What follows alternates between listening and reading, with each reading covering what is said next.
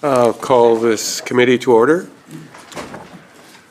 Good morning, members. I call Committee of Supply Section C to order. We are meeting today to consider the budget estimates of the Ministry of Social Development and Poverty Reduction. I now recognize the Minister to move the vote. Thank you, Chair. I move that a sum not exceeding $5,175,972,000 be granted to His Majesty to defray the expenses of the Ministry of Social Development and Poverty Reduction, Ministry Operations, to March 31st, 2025. Thank you, Minister. Do you have any opening remarks, or are we not sure where we are? Made already, so we'll turn right to my critic.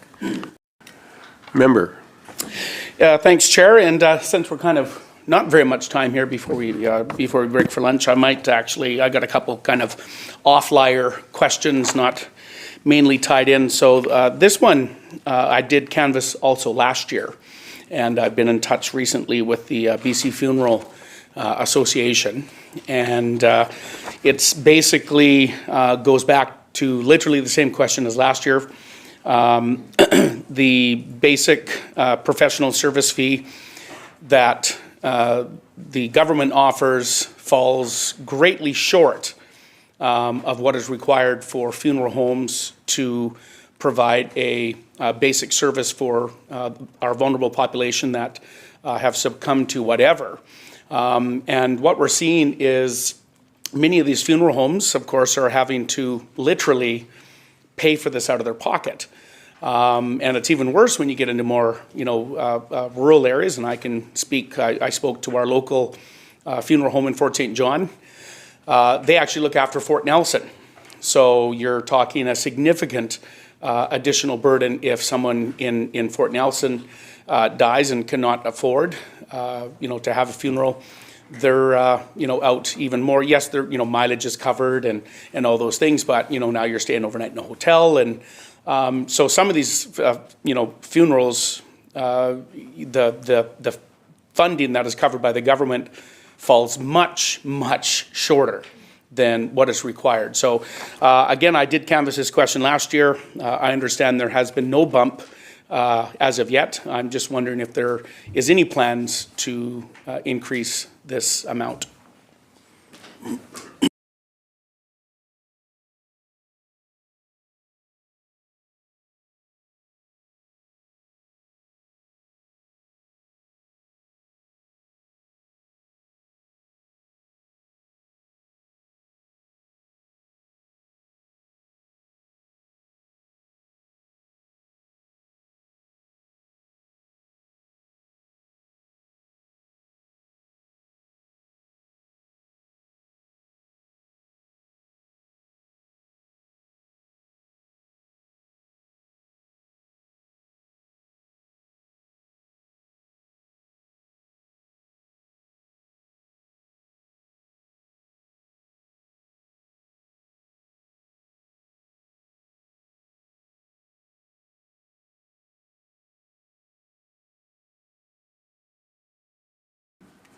Minister. Thank you, Chair. So the member is right. No increase in rates in this year's budget. My team has met with BC Funeral Association, and I will be meeting with them again in the coming weeks. They have been very willing to work together with us on options, which we really appreciate. So we are exploring what we can do right now, and we also are exploring federal responsibilities when it comes to the federal death benefits that some clients qualify for, and we are looking forward to doing this work together over the coming weeks and months. Member from Peace River North. Thanks, Chair, and thanks, Minister. And just again, maybe just tighten up, working, exploring options and working on this over the next weeks and months. I just wondering if that is kind of a timeline that we can look to have some sort of a response over the next, let's say, a couple of months from now.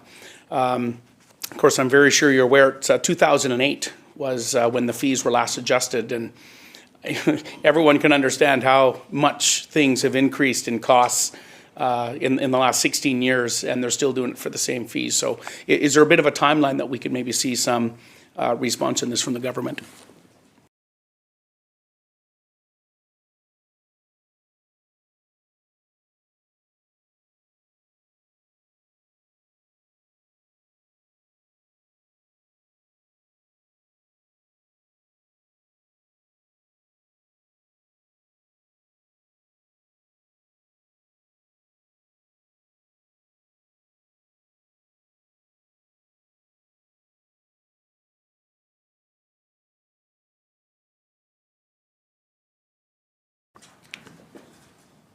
Minister. Thank you, Chair. So I think I've told the member as much as I can about timelines that we are working on. Certainly happy to keep him posted personally when we do have some news on this. But let me say, just big picture, and I know that the member knows this, the commitment of the government is that all families be able to properly mourn and honor the lives of loved ones who have passed away. If anybody can't afford it, whether or not they are an income assistance client or a client of my ministry, our ministry assists families by paying for the necessary funeral costs. That can be cremation or burial, services of the funeral home, a small service, and we just want to make sure that people do reach out and ask for help. And we're really grateful to the funeral providers, both inside the association and outside across the province, who do help people in this really most very sad time. We don't want anybody to be left out, and we are, and we're working with funeral providers to make sure that they can continue to add the service, offer the service at a time where global inflation has had such an impact on costs. Peace River North.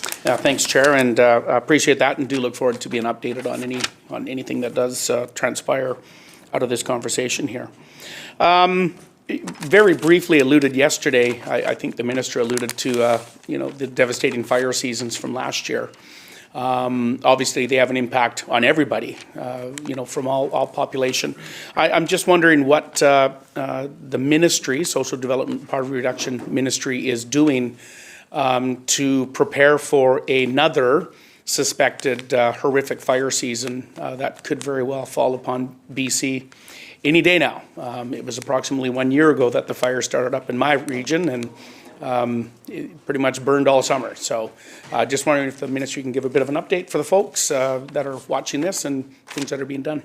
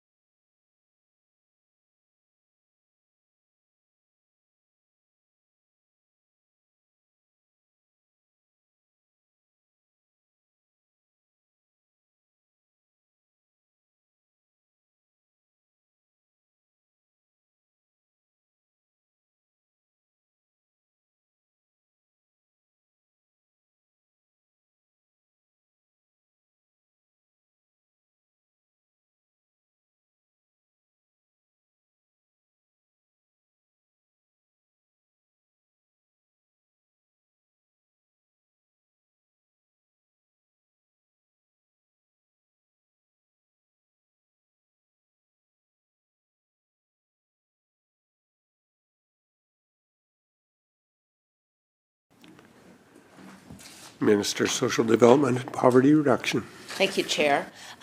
So our ministry has an emergency planning team that is activated to mitigate emergency issues that impact service delivery.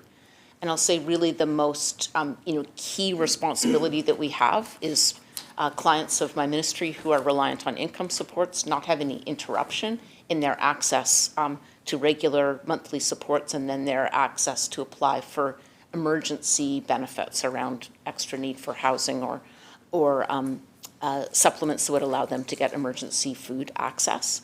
And so that continuity of service delivery is the most important thing. That's what we really focus on. If the member has any stories from last summer about where things didn't go well, I'm really eager to learn from them, because we were really pleased at an extremely difficult time for the province how well our systems worked. But of course, we're always concerned that nobody be left behind. So really welcome any feedback about what didn't go well. We are experienced as a ministry with adjusting our regular processes during emergencies like wildfire, floods, extreme heat. There sometimes are challenges like Canada Post delays during weather events, and so we use different mechanisms to make sure that clients receive their monthly checks on time. We work with communities to coordinate resources for clients to access as needed during any emergency event. We have our own ministry emergency website and activation. We also have our fantastic community integration specialist outreach teams that are on the ground and do particularly focused work with us in the areas that are being hit by wildfires, for example. Those are separate but integrated processes and teams.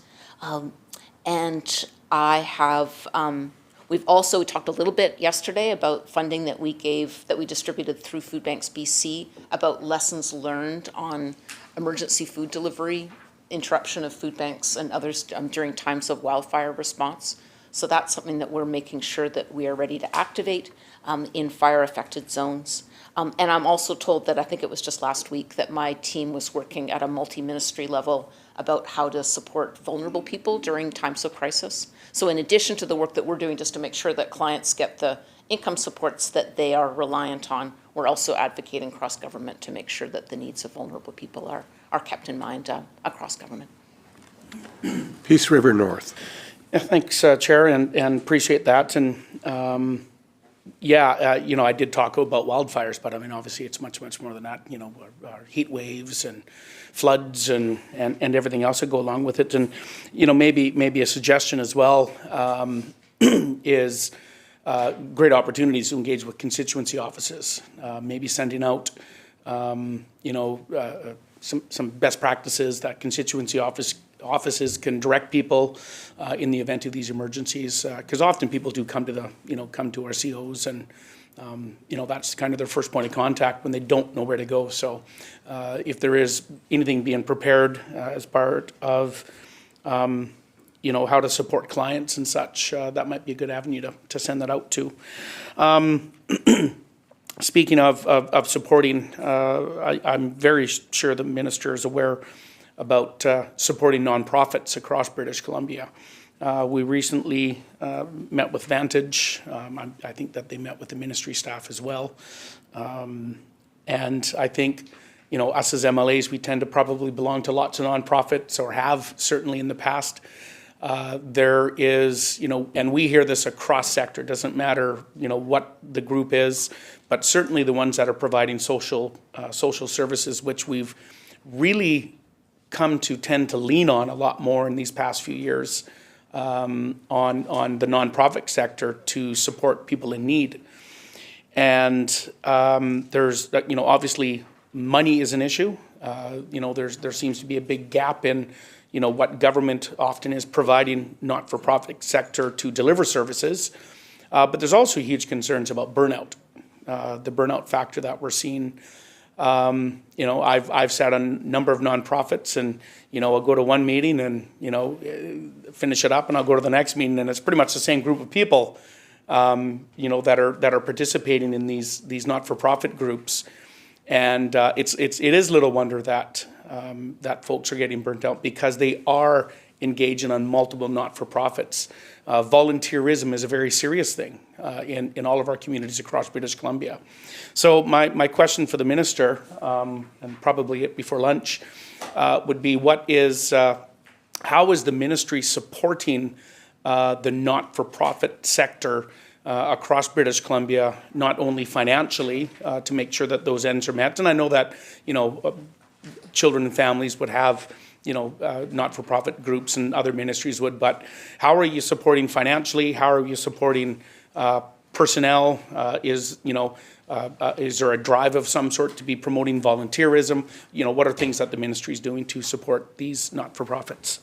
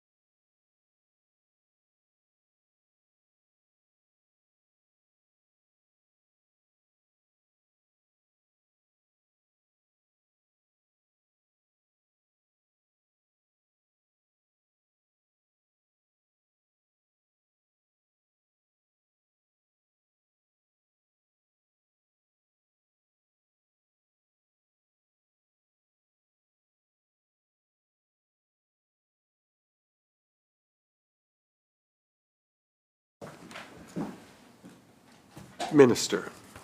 All right, thank you.